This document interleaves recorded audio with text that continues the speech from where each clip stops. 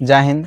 हम सब अगले क्लास में समझे थे इतिहास के कुछ ऐसे शब्द जिससे इतिहास पूरी तरीके से बदल गया, और हम आज पढ़ने वाले हैं क्लास 10th के इतिहास का पहला चैप्टर, जिसका नाम है यूरोप में राष्ट्रवाद। तो चलिए समझते हैं कि यूरोप में राष्ट्रवाद क्या है। पहले ये समझ लेते हैं कि यूरोप किसी देश का नाम नहीं है, बल्कि यह एक महाद्वीप है। तो यूरोप एक महाद्वीप है। राष्ट्रवाद को समझते हैं। राष्ट्रवाद एक भावना है जो किसी विशेष भौगोलिक, सांस्कृतिक या सामाजिक परिवेश में रहने वाले लोगों के मन में एकता, अखंडता और देश के प्रति प्रेम की भावना होती है, जिसे राष्ट्रवाद कहते हैं। राष्ट्रवाद का अर्थ केवल देश से प्रेम करना नहीं होता है, बल्कि एक सामूहिक पहचान होती है। जब लोग जाति, धर्म, भाषा, संस्कृति को पीछे छोड़कर देश को या राष्ट्र को सर्वोपरि मानते हैं और देश के लिए हमेशा खड़े होते और एक साथ मिलकर देश के लिए कार्य करते हैं, ये राष्ट्रवाद होती है। तो हम सब समझे कि राष्ट्रवाद क्या है। एक बार फिर से डिफिनेशन को देखते हैं और राष्ट्रवाद को समझते हैं। राष्ट्रवाद एक ऐसी भावना होती है जो किसी विशेष भौगोलिक, सांस्कृतिक, सामाजिक परिवेश में रहने वाले लोगों के मन में एकता, अखंडता और प्रेम की भावना होती है। इसे राष्ट्रवाद कहते हैं। राष्ट्रवाद के कुछ विशेषताएं होते हैं। चलिए समझते हैं कि राष्ट्रवाद की क्या विशेषताएं हैं। चलिए समझते हैं नेक्स्ट कि राष्ट्रवाद के कुछ पहचान। राष्ट्रवाद के क्या पहचान होते हैं। तो पहला है एकता। लोगों में एकता होनी चाहिए। देश के लोगों में एकता होनी चाहिए।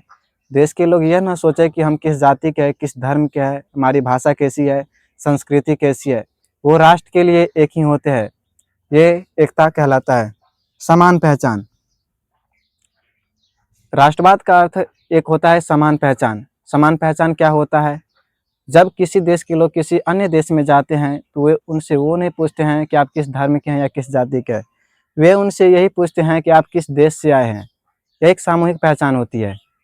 देशभक्ति। लोगों के मन में देशभक्ति होनी चाहिए। देश के प्रति प्रेम होना चाहिए, देश के प्रति लगाव होना चाहिए। लोग गर्व से कहें कि हम इस देश के हैं। जब देश को आपकी जरूरत पड़े तो आप उसके लिए हमेशा खड़े रहे।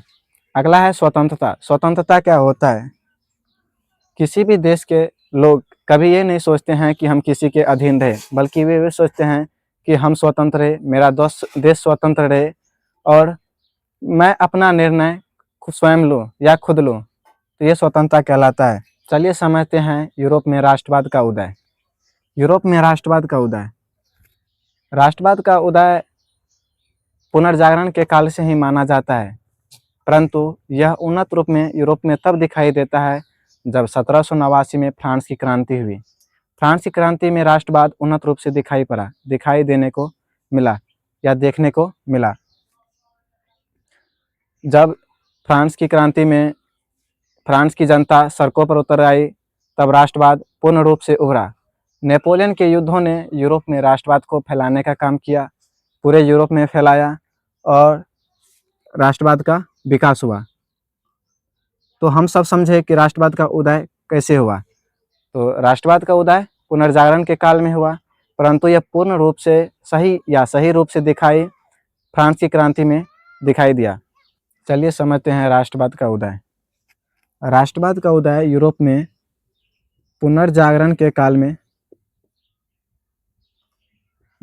काल में ही हुआ था, परंतु यह पूर्ण रूप से फ्रांस की क्रांति 1789 में हुए फ्रांस की क्रांति में देखने को मिला। तो यह पूर्ण रूप से फ्रांस की क्रांति में देखने को मिला। 1789 में हुए फ्रांस की क्रांति में यह पूर्ण रूप से देखने को मिला। यूरोप में राष्ट्रवाद का विस्तार या बोले तो इसका विकास नेपोलियन के युद्धों ने किया। नेपोलियन ने जितने भी युद्ध लड़े, सब में राष्ट्रवाद का विकास हुआ। चलिए समझते हैं राष्ट्रवाद के प्रकार। राष्ट्रवाद 3 प्रकार के होते हैं: उदारवादी राष्ट्रवाद, रूढ़िवादी राष्ट्रवाद और उग्र राष्ट्रवाद। तो उदारवादी राष्ट्रवाद को समझते हैं। उदारवादी राष्ट्रवाद में हमेशा लोग स्वतंत्रता, समानता और अधिकार की बात करेंगे। वे हमेशा जनता के हित में बात करेंगे। वे जनता की स्वतंत्रता, समानता और अधिकार की बात करते हैं। इसमें कानून सबके लिए बराबर होते हैं। अगला समझते हैं रूढ़िवादी राष्ट्रवाद क्या होता है। रूढ़िवादी राष्ट्रवाद में हमेशा परंपराओं, संस्कृति, भाषा आदि की बातें की जाती है। वे हमेशा संस्कृति को बचाने की बातें करते हैं। वे कहते हैं बदलाव करो, किंतु धीरे धीरे बदलाव करो। अगला है उग्र राष्ट्रवाद। उग्र राष्ट्रवाद हमेशा दूसरों पर दबाव बनाते हैं। वे अपने को मजबूत और दूसरे को कमजोर समझते हैं। ये हमेशा युद्ध, लड़ाई, मारपीट के लिए तैयार रहते हैं। इसे उग्र राष्ट्रवाद कहते हैं। तो हम सब समझे कि राष्ट्रवाद क्या है, यूरोप में राष्ट्रवाद का फैलाव कैसे हुआ और राष्ट्रवाद कितने प्रकार के हैं। एक बार फिर से राष्ट्रवाद को रिपीट करते हैं।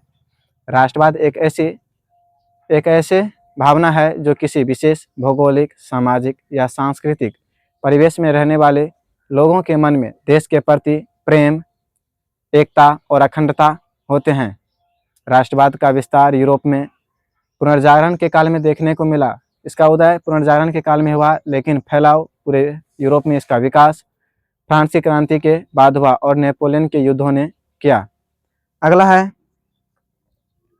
राष्ट्रवाद के कितने प्रकार होते हैं। तो हम सब समझे कि अभी 3 प्रकार होते हैं, उदारवादी राष्ट्रवाद, रूढ़िवादी राष्ट्रवाद और उग्र राष्ट्रवाद। तो यहाँ से राष्ट्रवाद खत्म होते हैं और अगला शब्द समझते हैं पुनर्जागरण क्या है। पुनर्जागरण, पुनर्जागरण का अर्थ होता है पुनः जागना। पुनः जागना, पुनर्जागरण का अर्थ होता है पुनः जागना, रीबर्थ। रीबर्थ मतलब पुनः जन्म लेना।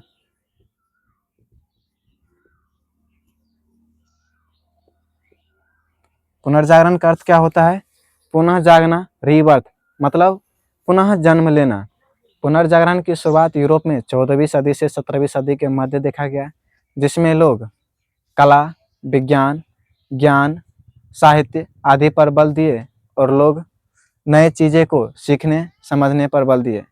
लोग अंधविश्वास से दूर हटकर नए चीज़ों को सीखने, समझने और बनाने पर बल दिए।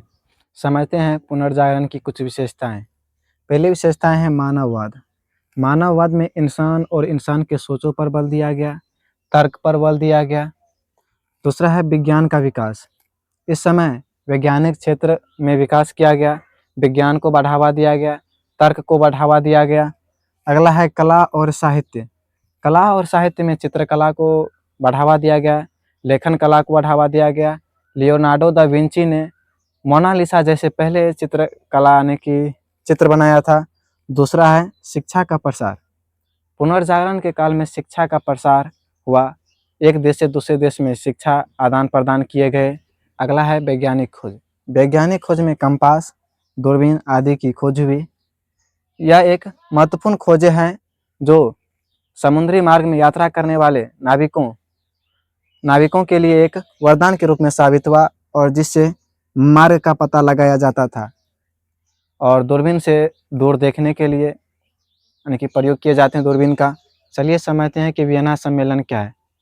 वियना सम्मेलन 1815 में ऑस्ट्रिया के चांसलर मेटरनिक ने वियना सम्मेलन का आयोजन किया था, जिसमें कुछ देश ने भाग लिए थे, जैसे ब्रिटेन, रूस, प्रसा और ऑस्ट्रिया ने भाग लिया था।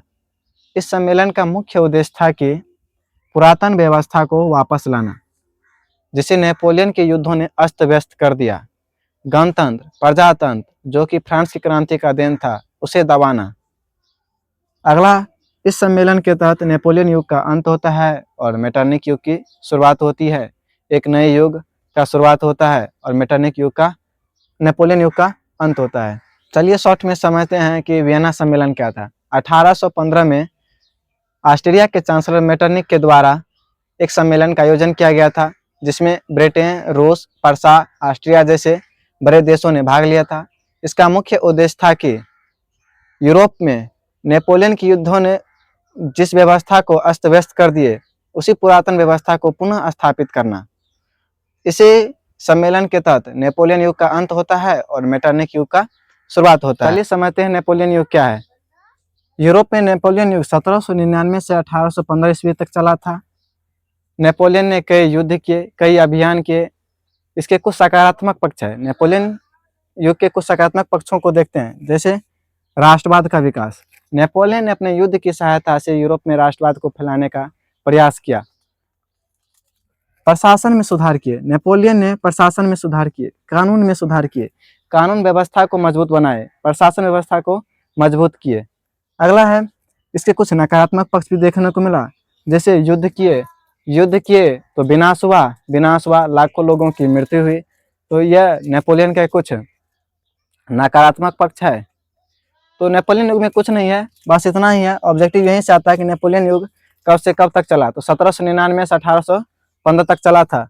नेपोलियन युग के सकारात्मक पक्ष क्या है, तो प्रशासन सुधार, कानून सुधार और राष्ट्रवाद को फैलाने में सहायता किया। नकारात्मक पक्ष है, इसने युद्ध लड़ा, विनाश हुआ, लाखों लोगों की मृत्यु हुई, ये इसके सकारात्मक पक्ष है। समझते हैं मेटरनिख युग क्या है। मेटरनिख युग की शुरुआत 1815 में वियना सम्मेलन के बाद होता है। मेटरनिख ऑस्ट्रिया के चांसलर थे। मेटरनिख का मुख्य उद्देश्य था कि राष्ट्रवाद को यूरोप में फैलने से रोको, इसे दबाओ। अगला है गणतंत्र और प्रजातंत्र। गणतंत्र और प्रजातंत्र जो कि फ्रांस की क्रांति का देन था, उसे दबाने का प्रयास किया गया, उसका विरोध किया गया। अगला है राजशाही को मजबूत करो। राजशाही का अर्थ राजाओं के शासन, इसे बढ़ावा दो, इसे मजबूत करो। अगला है अधिकार, लोगों के अधिकार सीमित रखो। किसे कितना अधिकार देना था वो राजा समझते थे कि किसे कितना अधिकार देना है और किसे नहीं देना है। मेटरनिख ने इटली पर अपना अधिकार स्थापित करने के लिए उसे कई प्रांतों में तोड़ दिया। कई प्रांतों में तोड़ने के पश्चात सिसिली और नेपलस, दो प्रांत थे जिसे बुब्रो वंश के शासक फर्डिनेंड को सौंप दिए। मेटरनिख ने जर्मनी पर भी अपना अधिकार करना चाहा, परंतु जर्मनी 39 रियासतों का संघ था, तो मेटरनिख ने उस पर अप्रत्यक्ष रूप से शासन किए या प्रभाव स्थापित किए। अगला है फ्रांस।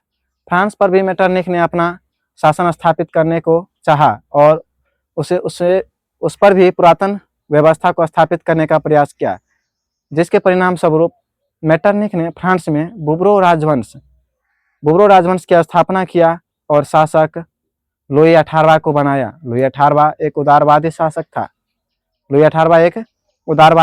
था। उसने फ्रांस की बदलती हुई दिशा और दशा को समझा और उसने फ्रांस के साथ सामंजस्य स्थापित कर बदलाव करना प्रारंभ किया। तो हम सब मेटरनिख युग समझे। मेटरनिख युग क्या था? मेटरनिख युग ऑस्ट्रिया के चांसलर मेटरनिख के द्वारा अपने कामों को पूरा करने का एक समय काल था, जिसमें मेटरनिख ने राष्ट्रवाद को दबाने का प्रयास किया, गणतंत्र और प्रजातंत्र को दबाने का प्रयास किया, लोगों के अधिकार को सीमित रखा, राजशाही को बढ़ावा दिया, कई राज्यों पर अपना अधिकार स्थापित करने के लिए उसे कई प्रांतों में तोड़ा, किसी पर अप्रत्यक्ष रूप से शासन किया तो किसी पर अन्य वंशों की स्थापना कर उस पर अपना शासन स्थापित किया। चलिए समझते हैं 1830 की क्रांति क्या है। 1830 की क्रांति, 1830 में फ्रांस के शासक थे चार्ल्स दस। चार्ल्स दस एक निरंकुश शासक था। इसने राष्ट्रवाद को दबाने के लिए एक घोर प्रतिक्रियावादी व्यक्ति पोलिगनेक को प्रधानमंत्री नियुक्त किया। पोलिगनेक एक घोर प्रतिक्रियावादी थे। इसने लुई 18वां के द्वारा स्थापित समान नागरिक संहिता के स्थान पर अभिजाति वर्ग की स्थापना करने का प्रयास किया।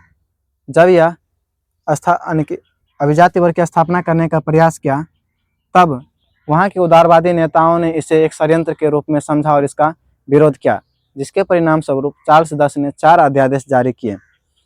4 अध्यादेश ऐसे थे जो उदारवादियों के कथन के खिलाफ थे, जिसके परिणाम स्वरूप 28 जून 1830 को फ्रांस में गृह युद्ध देखने को मिला, जिसके परिणाम फलस्वरूप चार्ल्स दस को मजबूरन फ्रांस छोड़कर इंग्लैंड को पलायन करना पड़ा और फ्रांस में बुब्रो राजवंश के स्थान पर आर्लेस वंश की स्थापना हुआ और शासक लुई फिलिप को बनाया गया। तो हम सब समझे कि 1830 की क्रांति क्या है। 1830 की क्रांति के समय 1830 में फ्रांस के राजा चार्ल्स दस थे। यह एक निरंकुश शासक थे। प्रधानमंत्री पोलिगनेक को नियुक्त किया। पोलिगनेक ने समान सिविल संहिता के स्थान पर अभिजाति वर्ग की स्थापना किया, जो उदारवादियों को पसंद नहीं आया और उसके खिलाफ विरोध किए, जिसके परिणाम स्वरूप अध्यादेश जारी हुआ और अध्यादेश के विरोध में फ्रांस के नागरिकों ने गृह युद्ध कर दिया। गृह युद्ध के परिणाम स्वरूप चार्ल्स दस फ्रांस छोड़कर इंग्लैंड भाग गए और बुब्रो राजवंश का अंत हुआ और आर्लियस वंश की स्थापना हुआ और लुई फिलिप को शासक बनाया गया। चलिए समझते हैं 1848 की क्रांति। 1848 में फ्रांस के शासक लुई फिलिप थे। लुई फिलिप एक उदारवादी शासक थे। इसने विरोधियों को खुश करने के लिए स्वर्णिम मध्यवर्ग नीति का अवलंबन किया और गीजो को प्रधानमंत्री नियुक्त किया। गीजो एक प्रतिक्रियावादी थे, इसे सामाजिक आर्थिक सुधार से कोई मतलब नहीं थे। ये अपने साथ उन लोगों को रखा जो पूंजीपति थे, और पूंजीपति को राजनीति से कोई मतलब नहीं था, विदेश नीति से कोई मतलब नहीं था। तत्पश्चात फ्रांस में भुखमरी और बेरोजगारी की समस्याएं उत्पन्न हो गई, जिस कारण फ्रांस के लोग शासक के खिलाफ हो गए। मजबूरन लुई फिलिप को फ्रांस छोड़ना पड़ा और इंग्लैंड चले गए, जिसके परिणाम स्वरूप नेशनल असेंबली ने गणतंत्र की घोषणा करते हुए 21 वर्ष से ऊपर के लोगों को मताधिकार और रोजगार की गारंटी देने का वादा किया। और यहाँ से गणतंत्रवादी का